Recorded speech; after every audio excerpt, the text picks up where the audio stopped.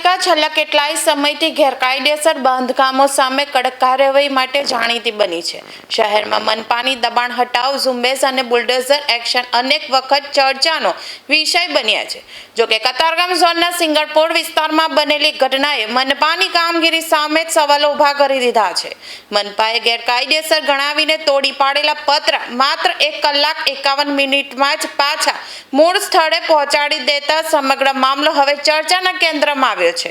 સિંગણપોર ગામમાં આવેલી કૃપા રેસિડેન્સીમાં flat number 104ના રહેવાસીએ સોસાયટીના નિયમોને અવગણી ગેરકાયદેસર રીતે પતરાનું બાંધકામ ઊભું કર્યું હોવાનો આક્ષેપ થયો હતો। આ બાંધકામથી આસપાસના રહીશોને મુશ્કેલી પડતી હોવાની ફરિયાદ સ્થાનિક રહેવાસી કિરણભાઈ સુમેરાએ કતારગામ ઝોન કચેરીમાં કરી હતી।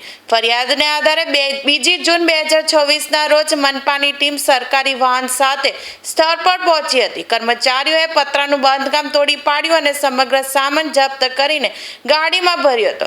સ્થાનિકોને લાગ્યું કે હવે નિયમ મુજબ કાર્યવાહી આગળ વધશે, પરંતુ બપોરે 1:33 વાગ્યે મનપાના કર્મચારીઓ જે જપ્ત કરેલો સામાન લઈ ગયા હતા તે માત્ર 1 કલાક અને 51 મિનિટ બાદ બપોરે 3:24 વાગ્યે ફરી સ્થળ પર આવી જ્યાંથી પતરા ઉપાડ્યા હતા ત્યાં જ ગોઠવી રહ્યા હતા, જે સમગ્ર ઘટના સીસીટીવીમાં કેદ થઈ હતી।